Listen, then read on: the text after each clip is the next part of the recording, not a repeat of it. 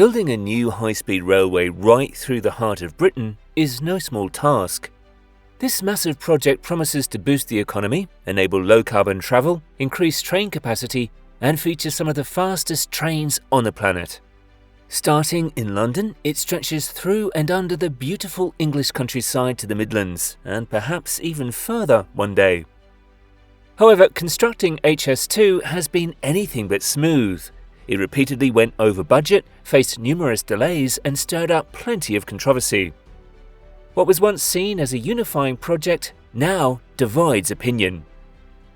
Critics argue it's a massive drain on taxpayer money, questioning whether the benefits justify the costs. This issue is not unique to the UK. Wherever public funds are involved, scrutiny intensifies, and big projects like this can become contentious and hard to halt. But the stakes are high. We haven't built a new railway line north of London in over a century, and HS2 aims to change that by connecting London to northern England, potentially spreading wealth up the country. Despite its challenges, the project is a monumental engineering endeavour. About 90% of the route will either be on bridges or buried in tunnels to keep the track as straight and flat as possible, allowing trains to reach speeds of up to 362 km per hour. The first part of the journey starts at a new 3-level terminal at Euston, featuring the UK's longest concourse. From there, the railway will link up with Heathrow Airport and continue on to other parts of the UK. When you're down in the tunnels of the HS2 project, it's hard not to be amazed by the sheer scale of engineering. In the future, as trains zip through these tunnels, passengers might be sipping coffee or checking emails, oblivious to the complicated work that made their journey possible. Massive 2,000-ton tunnel boring machines are at the heart of this operation. They use giant cutting heads to plough through the earth, shifting about 20 to 24 meters each day, and carry soil back up to the surface through side pipes. All this effort isn't just about connecting 2 points. It's about driving economic growth. The billions invested in HS2 are expected to enhance the quality of life for millions, drawing major cities closer, boosting business reach, and easing the housing crisis by making long-distance commuting feasible. The trip from London to Birmingham, for instance, will be cut down to just 45 minutes, saving 37 minutes compared to current times. The UK's existing West Coast Main Line is one of Europe's busiest, serving intercity, local and freight traffic simultaneously. HS2 will cater exclusively to high-speed passenger trains, easing congestion and hopefully making rail travel the preferred choice over driving or flying. Designed as a sustainable, high-speed railway, it aims for carbon-free travel from day one. However, some question the necessity of this new high-speed line, noting that unlike countries with extensive high-speed networks, the UK's major cities are relatively close together. This lack of distance has historically dampened the development of such networks in the UK. The decision to build HS2 wasn't made lightly. It was the outcome of extensive political processes involving elected representatives and thorough public consultations. Initially approved in 2012 and after much debate, Parliament passed a bill in 2017 granting the government special powers to build, operate and maintain Phase 1.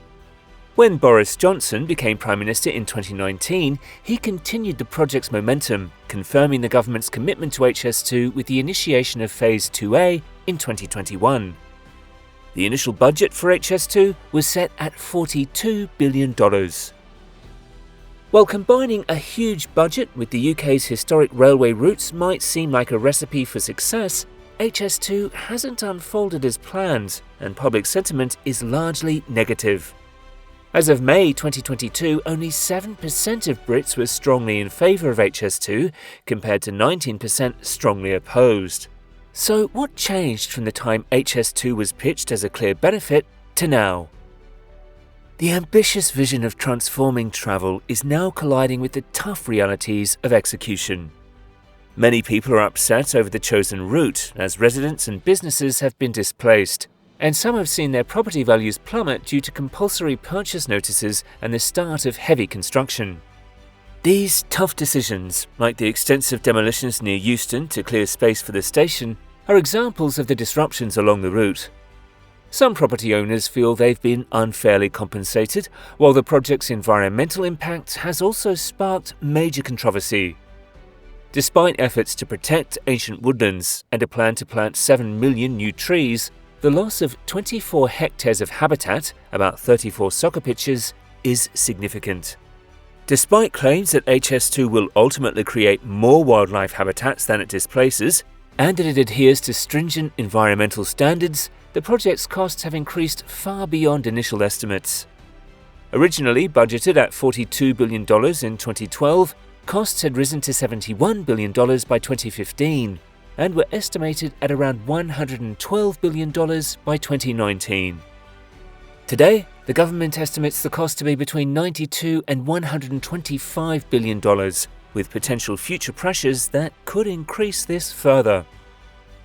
These budget overruns, along with global inflation and supply chain issues, have dramatically impacted the project. With $57 billion now allocated for just Phase 1, more than the entire project's initial budget, some wonder if Parliament would have approved the project had they known the true cost. Moreover, the project has been delayed significantly. Originally set to complete Phase 1 by 2026, the new estimate is 2029 at the earliest. The entire network, initially due to be completed by 2033, could now stretch to 2041. Further complications, such as unexpected ground conditions and necessary route changes to avoid natural obstacles like salt mines, have added to these delays. It recently came to light that the cost of acquiring property for HS2's Phase 1 has also skyrocketed over 3 times the initial estimate. Complications don't stop there. Even the design updates for stations like Euston have been delayed, with the latest designs only released in March 2022, despite construction having already started years earlier. One significant issue stirring discontent is the perceived imbalance in infrastructure investment between London and other parts of the UK, like Leeds. London continues to benefit from substantial projects, exacerbating the north-south divide. HS2 was supposed to help bridge this gap by enhancing connectivity and economic opportunities in the north. The levelling up efforts by the government are seen as too short-term and insufficient for long-term productivity gains. However, financial overruns have led to significant cuts in the project.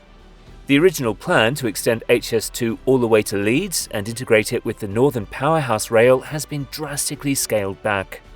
Now, the eastern leg of Phase 2B will end near Nottingham, over 112 kilometres from Leeds. Trains might reach Leeds eventually, but only using slower existing lines. Despite billions spent on upgrading regional transport links through the new integrated rail plan, many northerners feel that the reduction of the originally promised high-speed rail diminishes its value. The revised plan represents $46 billion in cuts from what was initially promised, and the economic shortfall also translates into a political problem for a government that vowed to level up the country. This scaling back includes the scrapping of plans for HS2 to reach Leeds, which has been a particular point of contention. Now, the eastern leg of HS2's Phase 2B will terminate near Nottingham, far from Leeds, with only future studies promised, not concrete plans. The project's budget has spiraled from initial estimates and deadlines have been pushed back, with Phase 1 completion now expected no earlier than 2029, and the full network completion possibly extending to 2041. HS2, from its conception to its current state, raises significant questions about the feasibility and justification of continuing despite escalating costs. It exemplifies the difficulties that many public-funded infrastructure projects face globally, such as California's high-speed rail in the USA and Stuttgart 21 in Germany. These projects, while ambitious, often encounter setbacks that lead to budget overruns and delays. Despite the challenges, those working on HS2 remain committed to the project, believing in its long-term benefits. The debate continues whether it's more prudent to push forward regardless of cost or to reassess and possibly halt the project if it becomes unsustainable. Well, that's all we have for you today. If you enjoyed this high-speed railway rundown and want more fascinating content and construction insights, don't forget to subscribe to Ultimate Megabuilds. We'll be back soon with another exciting video.